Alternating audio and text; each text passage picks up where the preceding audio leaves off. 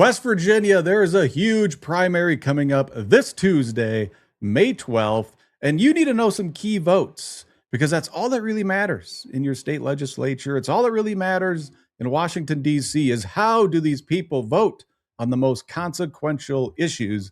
So joining me today is Mid-Atlantic Field Manager Darren Stidd. Darren, how you doing? What's up, man? I'm doing good. It's it's hunting season. Primary season. Sorry, primary season. Right. So West Virginia, we've got this thing coming up. It's what in a handful of days here. It's May 12th, and you monitor the West Virginia legislature very, very closely, right? Yeah, absolutely. I would say I monitor just about everything that happens there. Right. So we want to talk about some of the key votes, the most consequential votes that have gone down, because, like I said earlier, all that really should matter to you is how do these people vote? Are they actually doing the thing? Does their walk match their talk? Because oftentimes politicians, they say one thing, but behind closed doors in the chamber, they'll oftentimes do the exact opposite. Yep, absolutely. Not that anybody would be surprised that a politician would say one thing and do another, but it's interesting. I wrote an email to our email list last week, and the title of the email was, "What does that word even mean anymore?" And the word is conservative, because Yeah. you're seeing a lot of politicians referring to themselves as conservative. I don't even use the word conservative anymore because you got people that are opposed to school choice calling themselves conservative. You got people that believe in government mandated vaccines calling themselves conservative. You got people that believe in increasing taxes calling themselves conservative. So that's why we like things like liberty loving patriot or something like that. So Right. what they say, that's irrelevant.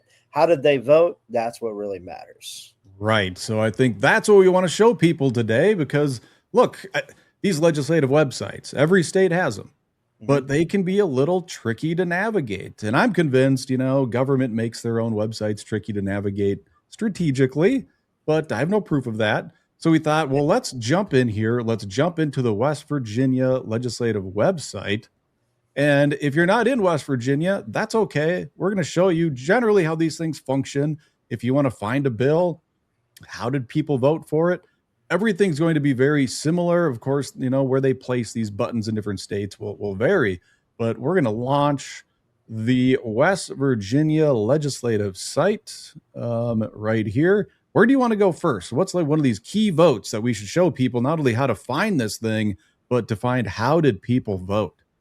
Yeah, let's talk about first and foremost protecting due process in firearms, which is SB 963. All right, so I'm just going to punch in 963, and I'll tell this for folks. This was a little unique for West Virginia. Most states, you punch in HF for House File or HB for House Bill. West Virginia, I've come to learn, you just punch in the numerical value. We're going to hit submit, and we're going to scroll down, and we're going to find what was the last action taken. And here's the whole timeline of events from introduction to its first committee to introduced in the Senate and on and on and on. But I think what you want to talk about is the most recent action. Yeah, absolutely. Well, we can look at both the Senate vote and the House vote. There were Republicans actually voted against this in both the Senate and the House. So what this bill does in a nutshell is it says if you want to take a person's guns away, first you have to follow due process. So right now in West Virginia, they don't have a red flag law, which is where you can take somebody's guns away without following due process. But what they have is what we're calling a backdoor red flag law. So right now in West Virginia, all a judge has to do is issue a protective order, and the state can come take your guns away. The problem with that is a protective order doesn't require due process. So a judge can issue a protective order against you based on a hearing that you didn't even know was happening, that you have no opportunity to be present at, that you don't have an opportunity to provide a defense or anything like that. So what this bill does is it says, no, if you want to take a person's guns away, you can do that because sometimes there is legitimate legal reason to take a person's guns away. But you have to have a full adversarial hearing where they get to be present, they get to face their accuser, they get to hear the accusation made against them, and they get to have a defense attorney present to provide a defense. So that's all this bill did. It's very basic Second Amendment stuff. Yep. Any person who claims to be pro-gun at all whatsoever, this is the kind of bill that they should be fired up to support. Right. And we've talked about this, on these programs before. We've shown some of these votes, but I think you're right. Let's go down to the Senate. So this passed the Senate back on March 4th. You can see here. So we'll click on this guy.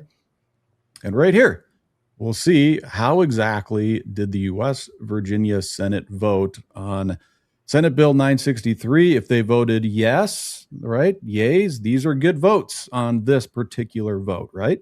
Yep. Yays are the good votes. Nays are the bad votes.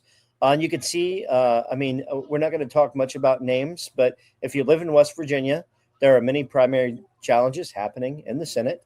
And all we're simply saying is this is potentially a vote that you might want to look at if you're in one of those districts where a primary is happening and one of the people is an incumbent. You might want to look at how they voted on this particular bill. Did they vote to protect your Second Amendment rights, or did they vote to allow the state to take your guns away without due process? Right. So everything looks smooth sailing in the Senate. So I'm going to go back. Well, I will make note of the fact that there are both Republicans and Democrats that voted against that bill in the Senate. Good to know. Good to know. Thank you for pointing it out. I guess I'm referring to at least it passed. It passed the body, right? So it's moving on. Moves on. It's going back to the House here. It's introduced to the House, goes to the judiciary. And I notice it's kind of sitting in judiciary here until March 12th. What happened on March 12th? Yeah, so this bill sailed through the House. Our bill champion, Tom Willis, did a great job championing the bill. It sailed through the House and, or sailed through the Senate, I'm sorry. No problems at all. There were a few people that voted against it, but overall it did very well in the House or in the Senate. Then it got to the House and it died in committee. The speaker or whoever, the leadership decided they didn't like the bill. And so they chose not to move the bill. Well, our Liberty champion in West Virginia, a guy by the name of Chris Anders, Delegate Chris Anders, said, we can't let this bill die without at least getting a vote on the floor. And so what he did was he went to the floor and he filed for a discharge motion, which is where you can discharge a bill out of committee and bring it directly to the floor for a vote. Mm-hmm. And the speaker, there was a motion made to table that amendment. This is all very important. It seems procedural, but I promise it matters. And I'm going to tell you what matters in a minute. The amendment was tabled. The chamber voted to table the amendment. And then Anders came the next day and he made a motion to take the amendment off of the table. So he made a motion to take the bill off the table. Now, why does all that matter? You don't need to know what any of that means. All that means is Anders was making a motion to bring this bill back up for discussion. And so the yays here, the yeses, are the right vote because they're the ones saying, we want this vote. We want this bill to continue to live. The nays are the ones that are saying, no, kill the bill. We don't want the bill. We're good with it dying. Why does that matter? Well, because there's a lot of politicians during this time of year that will say, oh, that vote doesn't matter. It's just a procedural vote. Well, it is a procedural vote, but it is a vote on whether or not to allow the bill to live or kill the bill and cause it to die. So anybody that voted no on this, they're saying, kill the bill. And anybody that voted yes, they're saying, yes, keep the bill alive. We want it to be debated on the House floor, and we want to vote on it. Exactly. So these nay votes here, while yes, this is a procedural vote, essentially the interpretation is they hate this bill so much they won't even allow a vote on the bill. They're going to kill it with procedural moves. Where the yay votes here are 17 people that clearly are going to support your Second Amendment rights. The nay votes are dubious voters who I think we could argue are against your Second Amendment rights in West Virginia because they don't want you to have your due process rights. They don't even want to allow a vote on the underlying bill. Yep, that's absolutely right. And I will just reaffirm here because it's an important discussion this time of year. Procedural votes count. There's a lot of people will tell you this video will come out and people will say, that vote didn't matter. It was a procedural vote. And so I just want to answer that objection right now. This was a vote about whether or not to kill this bill. If you voted no, you voted to kill the bill. If you voted yes, you voted to keep the bill alive. So anybody who voted against this, they were voting against the bill procedurally. And so, yes, procedural votes do count because Yes. oftentimes that's the only thing that makes a difference on whether or not the bill gets to continue to follow through the process. These people Yep. that voted no, they voted to kill the bill, essentially, is what they did. Yep. Totally agreed. All right. So that's one key vote. What other key votes do we have in West Virginia that we think people should absolutely know about? So another one, this one will be interesting. So I want to look at an amendment because this will be good for people to learn how to look at an amendment. So this will be on SB 84. Okay. So I'm going to go 84. Yep. And then you just hit submit there. I spent a lot of time on this website. I'm sure you do. All right. So here we are on 84. I'm assuming one of these actions is this amendment you're referring to. Yep. Keep on scrolling down there. There was a lot of Yep. actions on this bill. The pat is there. You see it pass the House. So you see the amendment. Amendment. Clerk. Yep. Right there where you see amendment rejected. Okay. 195. All right. So this bill, I'll give you the short background on this bill. This bill was a great bill. And what this bill says, the bill itself, the underlying bill, was a good piece of legislation. This bill prohibited law enforcement from placing cameras on your property, on private property. A great bill. We're glad you see it passed overwhelmingly. Well, no, this is the roll call vote. The bill itself passed overwhelmingly. It was a great bill. But the Hasley Coalition members in West Virginia saw an opportunity for this bill because right now in West Virginia, as well as in most other states, the Fourth Amendment only applies to inside your house. It doesn't apply to your property. And so Chris Anders made several people are actually involved in this. And so Chris Anders being one of them, and I'm trying to remember who the other one was. I'm looking at the names on here. Dylan was one of the other ones. They made this amendment. They proposed this amendment to the bill. And what this amendment just simply said is that law enforcement cannot search anywhere on your property unless they have a warrant to do so. That's all it was. Just a simple right to privacy amendment that just simply says, if you're a member of law enforcement, you have to have a warrant before you can come on a person's property and search their car or search their garage or search in their front or backyard. Right now in West Virginia, you only need a warrant to go in their home. And so this bill is just a basic, simple right to privacy bill, or this amendment is just a basic, simple right to privacy amendment. And so they went to the floor and they made the motion to amend the bill. And here you can see this is a vote now, not on the underlying bill, but this is a vote on the amendment. You see 11 people voted in favor of your right to privacy and 81 people voted against your right to privacy. Now, if you're a West Virginian, red bells, sirens should be going off in your head because you should be thinking to yourself, I voted for a certain overwhelming majority of West Virginians voted for people who claim to be conservative and right to privacy and protect your rights and so forth. And yet here, 81 of them are saying, no, I don't care about your right to privacy. Police should be able to come on law enforcement should be able to come on your property and search your property without a warrant. So again, this is another due process issue. And so 11 voted for your right to privacy. 81 voted against your right to privacy.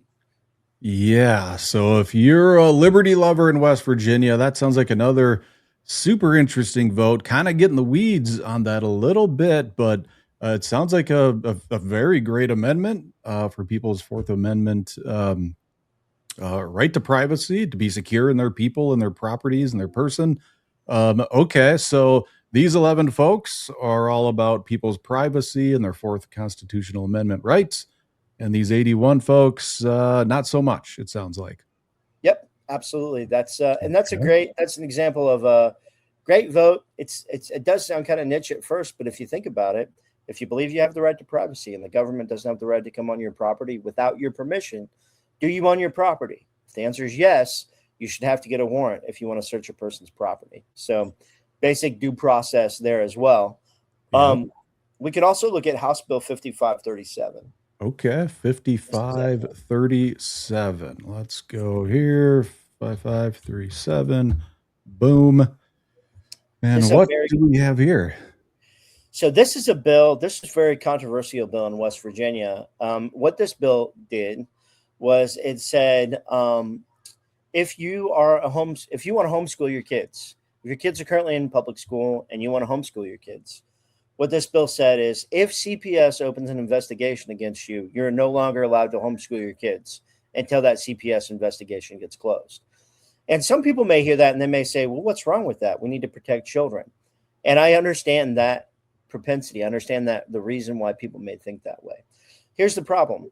It doesn't take any due process to open a CPS investigation. West Virginia actually has a constitutional amendment that says parents have the right to direct the educational decisions of their children. They also just passed they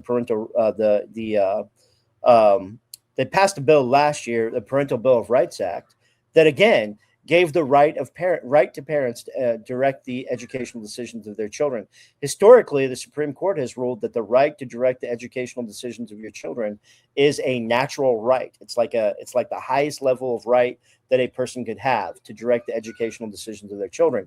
So if you want to take that right away, you have to follow due process in order to take that right away. Sure. So this was a bill that was specifically designed to target homeschool families in West Virginia. It went out of its way to go after homeschool families and basically treated homeschool families like they are abusive and they ought to be considered guilty until proven innocent is basically what this bill does. So is there a vote on this bill we want to look at then? Where do you want me to go? Down, if you will. There's a lot of amendments you can see on there. Looks there's a like specific bill. There's a specific, hang on, let me pull it up here real quick so I can tell you the right one to look at. Hang on a second. Sorry, I wish I would have had this already pulled up. I don't like to have a lot of dead time. So we're going to look at roll call 694. So if you look on there, there you go. Okay. Roll call 694. Yes, here we go. So what are we looking at here? So this was a motion for consideration. Here's why this matters. We were trying to kill this bill. It passed the Senate. There's a whole long story about how it passed the Senate. And the conservatives in West Virginia, the pro-homeschool legislators in West Virginia, were trying to run the clock out on this bill. They were trying to kill it because it was a bad bill. It was like 11 o'clock when the bill came up for a vote. And so other bills were coming in front of this bill. All kinds of other bills the last day of session were being considered that were the legislature determined were more important than this bill. And the people that were sort of anti-homeschool family were so committed to getting this bill voted on that they made a motion to move this bill to the front of the stack. They said being able to keep homeschool families from homeschooling their children is so important to us that we have got to move it in front of all of these other bills. Okay. And so here is their motion for consideration.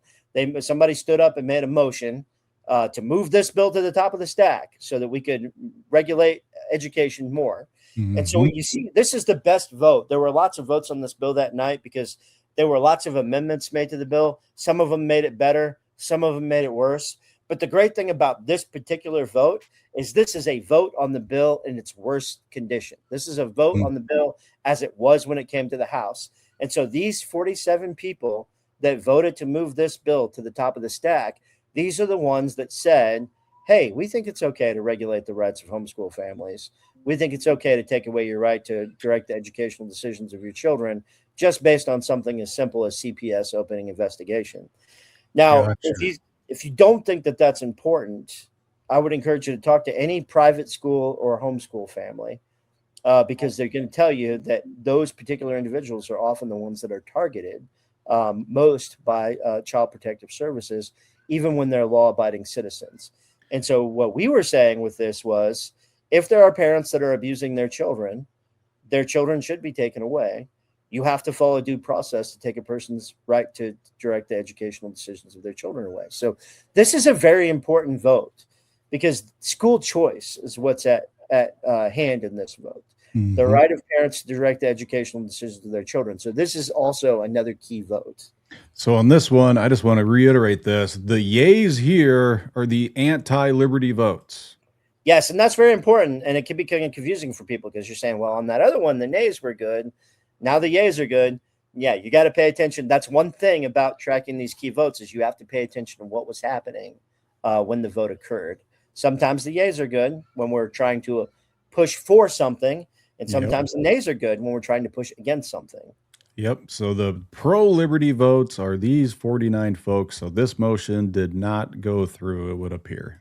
That motion did not go through. Yep. And it was a Okay. nice 49, 47. It was a good vote, sort of to let us know the temperature of the legislature when it comes to parental rights, which is really what this bill comes down to.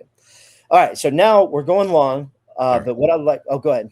No, you tell me where to go. What are the other votes that are key that people should know about? So I want to switch the year now, which is going to be interesting. Okay. Because Here we go. in West Virginia, they run on a 2-year session. So yeah, we're going to switch it to 2025 there. So you just hit that select year button, hit 2025, and then hit submit. I'm going to pull up my scorecard out. There are 2 very important key votes in West Virginia for liberty that, well, there's a lot, but there's 2 specifically that I want to look at for liberty that were very important in West Virginia in 2025. The first one is on House Bill 460 or Senate Bill 460. So just type in 460 there. Okay. This bill is a vaccine freedom bill. Oh, yes. So what this bill does is it says this was a religious and philosophical exemptions bill. We had a roll call vote. We're going to look at 2 things on this. We're going to look at an amendment, but primarily I want to look at the vote on the underlying bill. Okay. So what this bill did was it said parents ought to have the right to make the educational decisions of their children or the medical decisions of their children. And if they don't want to vaccinate their children, they should simply be able to say they don't want to do so on the basis of their religious convictions or because they have some philosophical disagreement with vaccinations. Now, what we wanted was a full repeal of vaccine mandates. This was basically getting as close to what we want without actually completely getting there, because it allowed parents to basically say, for any reason, I don't want to vaccinate my kid, and their right to make that decision was recognized. So if you pull up that that last roll call vote, roll call number 162. Yep. This is the final vote on the bill. You see 42 yeas and 56 nays. All of the people that voted for the bill are the people that believe that you ought to have the right to direct the medical decisions of your children. All of the people that voted against the bill are the ones that believe that the state ought to be able to mandate that you vaccinate your children. So I noticed a trend here, Darren, and you know this being alphabetized is helpful, but I've noticed every time I see Anders, wherever he pops up, he's on the right side of the vote, it would appear. Yeah, you pretty much can. And it's good. Talking about Anders right now is great because Anders doesn't have a primary challenger. So we're not doing any electioneering right now by talking about Chris Anders. Sure. You know, he's not up for election right now, the primary. So, but Anders, he's a good bellwether. If you are looking at a vote in the House and you want to know who the good guys are and who the bad guys are, generally speaking, if you look at Chris Anders, whoever votes with him, those are the good guys. And generally speaking, the people that vote against him, that's the anti-liberty position. And you'll notice, too, there are not just liberty bellwethers. There are also anti-liberty bellwethers. And I do promise you that if you look into these key votes, I'm not going to say who they are, but if you look into these key votes, you will be able to spot the anti-liberty bellwethers, because there are some that voted anti-liberty with almost 100% accuracy, as though trampling liberty is what they were setting out to do. Well, all right. So you said you wanted a couple votes on this. So what other vote did you want to look at on this bill? I also wanted to look at. You said an amendment? Make sure. There is an amendment I want to look at, but it's hard to find it on your thing. I thought we had it in here, but it doesn't look like we do. I think probably actually for that one, I'm going to rethink what I was talking about with that, because I think the simplest thing for people that aren't heavily involved in politics but just want to know what to look at, that vote is probably the right vote. Okay. So, you know, Laura Kimball, Delegate Laura Kimball, ran an amendment on that bill that was a full vaccine mandate repeal. And if you want to know, if you want to shave off even more of the people that, maybe some people think you should have a religious exemption, but they don't think vaccine mandates should be completely repealed. You can go look at that vote. It's in there. I'll leave it to folks to find that one on their own, though. There you go. Homework. You got homework now. We've showed you how to do it. We showed you how to do it. No if problem. you look on there, it'll show you the Kimball Amendment is the one that you want to look at if you want to find that out. Another one I want to look at is the repeal of certificate of need in West Virginia. So that's House Bill 2007. Now, this bill in some states is kind of niche. A lot of people don't know what certificate of need is, but in West Virginia, it is not niche. This is a battleground issue in West Virginia. So in West Virginia, so certificate of need in a nutshell, just a 15-second explanation. In West Virginia right now, if you want to open a medical facility, one of the things you have to do is apply for certificate of need.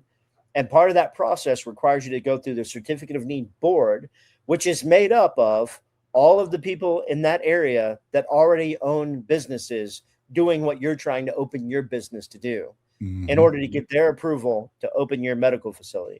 So in a nutshell, you have to get your competitors to agree that the market needs your business before you can open your business. Yeah. Can you imagine in any other industry, you want to open up your own plumbing shop, you have to go ask permission from your fellow competitors.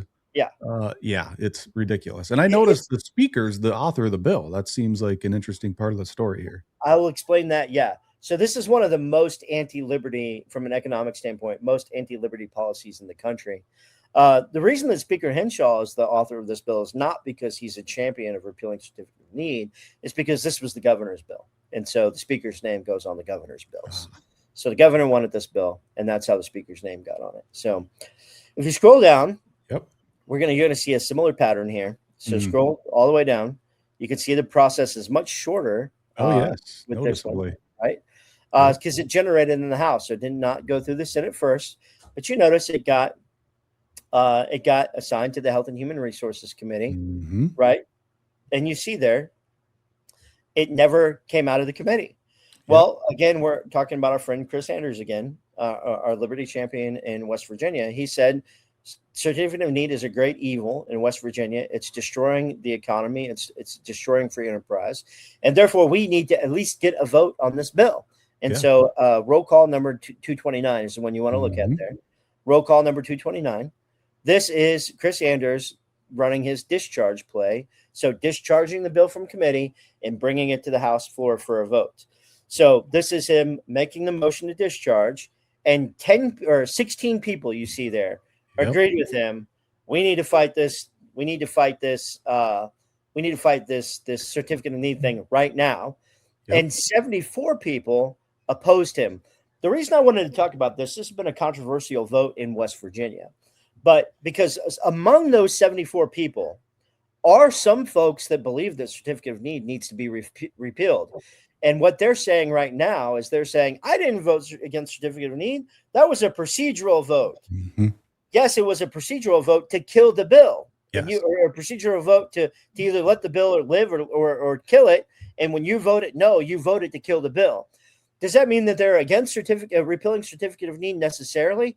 No, but what it means is they didn't have enough courage to go against leadership and vote to let the bill live. And instead of siding with their policy position, they sided with leadership and chose to kill the bill anyway. Well, this begs the question. So the governor wanted this bill. The speaker carries the bill. The speaker sets who are the chairs of these committees. They send it off to, HHS committee. Let me see. What was the name of that? You're right. Health and Human Services or Human Resources. Yeah. And to die. So what does that play there? Is the speaker at odds with the governor? Or what can we interpret within this bill? Yeah, so there's a civil war in West Virginia right now. If you're a West Virginia citizen and you're listening to this, there's a civil war in the GOP in West Virginia right now. There are the Morrissey Republicans and there are the Justice Republicans, right? There are the Morrissey Republicans and there are the Capito Republicans. And then there's the Chris Anders of the world who are just liberty legislators. But Morrissey is a very conservative governor compared to most governors in the country. We don't agree with him about everything, There are certainly some important things we disagree with him about, but overall, he is a very conservative governor. And we all know Jim Justice was not a conservative governor as a Republican. He's a very sort of, establishment-leaning governor.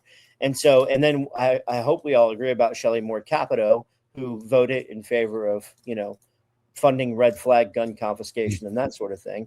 And you can track that with the red flag bill that we talked about earlier. Yeah. There's a war happening in West Virginia between the Republicans. There are the more liberty-minded Republicans and there are the more establishment-minded Republicans. This kind of happens in every state. There's liberty, there's the liberty wing and the establishment wing of the party, but it is more pronounced in West Virginia than any other state that I've worked in my decade-long career in politics, where it is very pronounced. There is the Justice and there is the Morrissey faction. And you can pretty much tell based on the way those votes fell out. There are some exceptions like that discharge petition I talked about just a minute ago for repealing certificate of need. There were people, this is important for the listeners to get. There were people that voted no on discharging that bill, that agree that certificate of need should be repealed, but they didn't have the courage to do the right thing when the time came to do it. And we've got some blowback because people are saying, I support certificate of need. And people are saying I'm against it because I voted no on that discharge petition. And we're saying, we don't, this goes back to what you said in the beginning. We don't care what you believe in your heart of hearts. We don't care what you say on your campaign literature. We don't care what your principles and desires are when you lay your head down on your pillow at night, what you actually believe. The only thing we care about is whether you press the red button or the green button when it comes time to vote, because that's what matters in politics. How did you vote? And in that vote, you said you were for certificate of need repeal, but then you did not have the courage to go against leadership and you voted to kill the bill. Yeah. Well, so let's wrap this up with this, because I know we're on the same page, and people should be pulling their hair out going, what do you mean they're too scared of leadership? And here's, if you boil it all down, if you're tired of politicians not listening to you, the people, it's because they are more fearful of their party leadership because they know party leadership is funded and they're organized. They're more fearful of party bosses, speakers, Senate presidents than they are of the people who put them in office. So if you want to change politics, if you want to be heard, if you want these people to stop behaving like the two-faced actors they oftentimes are, they must fear you, their constituents, more than they fear party bosses. That's the only way you're going to finally receive political respect, is if you are politically feared. What you want to comment on that? No, I think that's right. I mean, we say it all the time, and I'm hoping people start getting a hold of it here. But if you're not politically feared, you're not going to be politically respected. Yeah, which is exactly. Sorry, what was that? The way you accomplish that is by showing these politicians that if they don't do what you want them to do, that you can round up a good amount of angry voters and make their life very difficult politically. Of course. Yes, politically speaking. And in West Virginia, you have the opportunity on Tuesday, May 12th, to teach them that lesson. And this is exactly why I always end these with, if you are not politically feared, you will not be politically respected.